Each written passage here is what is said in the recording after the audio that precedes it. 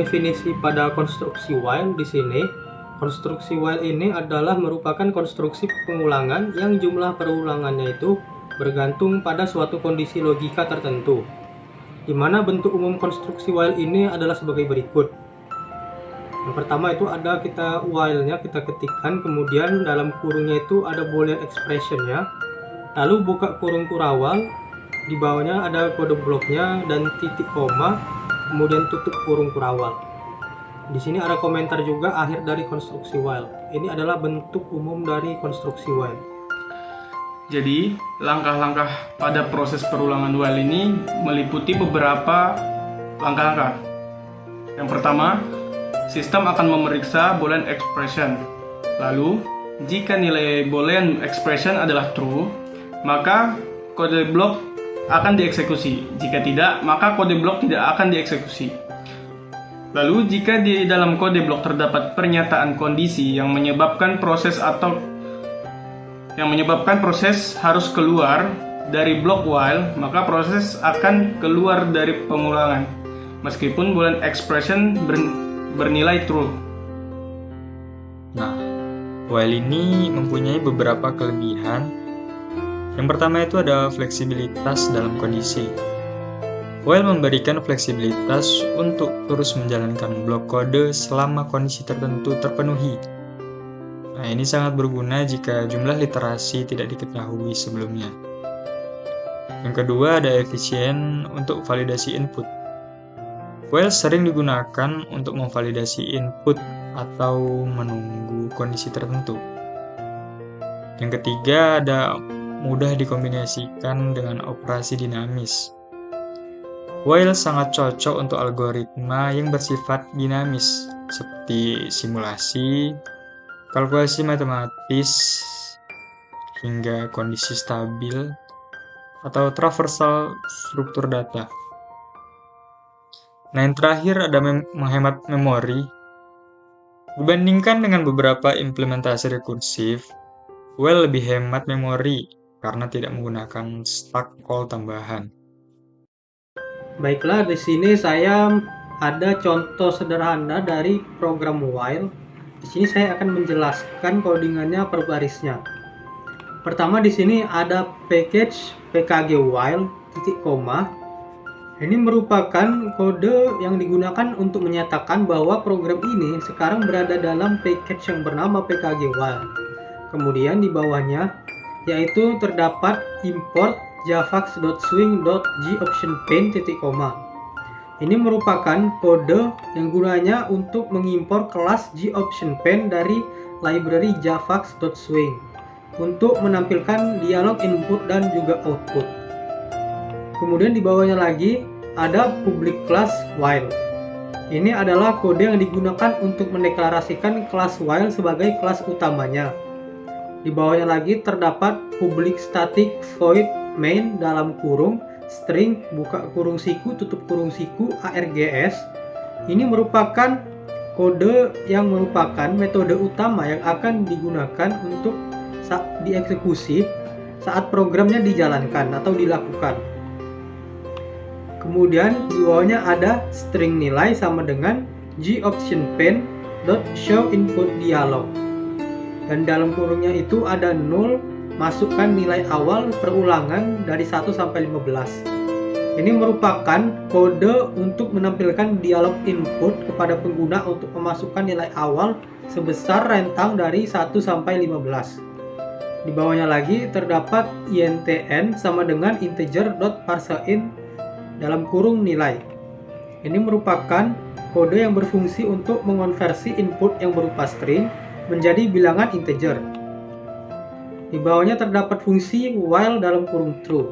Ini merupakan fungsi yang digunakan untuk melakukan perulangan yang berjalan terus-menerus hingga perintah break dijalankan atau dilakukan. Kemudian di bawahnya lagi terdapat if dalam kurung buka kurung n lebih besar dari 0 tutup kurung dan buka kurung n kurang dari sama dengan 15 tutup kurung. Ini merupakan fungsi yang berguna untuk mengecek apakah nilai n berada dalam rentang 1 hingga 15. Jika benar, program akan menampilkan nilai n menggunakan fungsi system.out.println dalam kurung nilai sama dengan plus n titik koma. Kemudian setelahnya nilai n akan dinaikkan 1 menggunakan fungsi plus plus n. Kemudian di bawahnya lagi ada fungsi if dalam kurung n lebih besar dari 15 dan juga di bawahnya ada break. Ini merupakan fungsinya jika nanti nilai n-nya itu menjadi lebih besar dari 15, programnya akan keluar dari perulangan menggunakan break.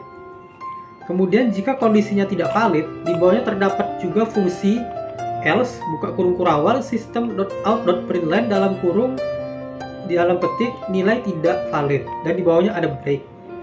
Nah, ini merupakan fungsi yang berguna jika input awalnya itu tidak berada dalam rentang 1 hingga 15, sehingga nantinya program akan menampilkan pesan nilai tidak valid dan keluar dari perulangan menggunakan break.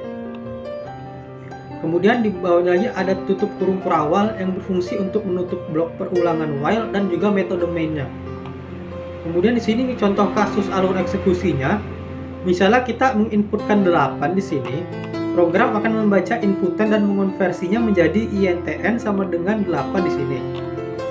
Perulangan akan dimulai dengan iterasi pertamanya yaitu N sama dengan 8 yang nantinya akan menampilkan nilai sama dengan 8. Dan N-nya menjadi 9 di sini. Di iterasi keduanya, di sini N sama dengan 9 dan akan menampilkan nilai sama dengan 9. Dan kemudian N-nya akan menjadi 10 dan begitu juga seterusnya. Hingga pada iterasi terakhir n sama dengan 15 di sini akan menampilkan nilai sama dengan 15. Nah, di codingan ini kita memiliki codingan yang sederhana meliputi beberapa komen-komen yang ada. Salah satunya itu di komen public. Metode public ini menyatakan dapat diakses dari luar kelas. Lalu static yang menunjukkan metode ini dapat dijalankan tanpa perlu membuat objek dari kelas. Lalu void tidak mengembalikan nilai apapun, yang menyatakan tidak mengembalikan nilai apapun. Lalu string buka kurung kurawal dan tutup kurung kurawal tersebut menyatakan parameter untuk menerima argumen dari komen lain. Lalu di codingan selanjutnya, bagian scanner itu membuat objek scanner untuk membaca input dari konsol system.in. Nah, di codingan try itu digunakan untuk memastikan bahwa sumber daya scanner akan ditutup secara otomatis setelah selesai digunakan. Nah, di variabel perulangan ini meliputi beberapa codingan seperti string input sama dengan itu menyatakan untuk menganalisa variabel input dengan string kosong. Nah, di bagian while buka kurung input.equals ignore case itu menyatakan perulangan akan terus berjalan selama input yang dimasukkan pengguna tidak sama dengan huruf Z atau yang tertera di tanda kutipnya. Nah, tidak sensitif terhadap huruf besar atau kecil juga. Nah, di system.out.print itu menampilkan pesan ke konsol agar pengguna memasukkan teks. Nah, di bagian scanner.nextLine membaca input pengguna dan menyimpan ke variabel input. Nah, di bagian akhir ada system.out.println di mana system.out.println itu menampilkan pesan ke konsol agar memberikan masukan teks. Nah, yang setelah perulangan selesai, jika teman-teman mengetik huruf Z atau yang tertera di contoh, program akan menampilkan pesan sebagai loop selesai atau teman-teman ketik di tanda kutip. Nah, pada codingan kali ini kita akan membuat while itu hanya diinputkan dengan angka saja. Oke, langsung saja masuk ke baris scanner sama dengan new scanner dalam kurung system in. Nah, ini untuk membuat objek scanner untuk membaca input dari penggunanya. Nah, di sini integer number, karena kita akan memasukkan nilai angka saja, maka kita di sini pakai integer. Integer number ini adalah variabel untuk menyimpan angka yang dimasukkan oleh penggunanya. Nah, integer total sama dengan 0 adalah variabel untuk menyimpan total jumlah angka yang dimasukkan oleh penggunanya juga. Diinisialisasi dengan nilai 0. Kemudian di baris system.out.printin dalam kurung masukkan angka negatif untuk keluar. Nah, pada baris ini menampilkan pesan yang menginformasikan pada pengguna untuk memasukkan angka dan memberitahu bahwa mereka dapat keluar dari program dengan menggunakan angka negatif atau dimasukkan angka negatifnya.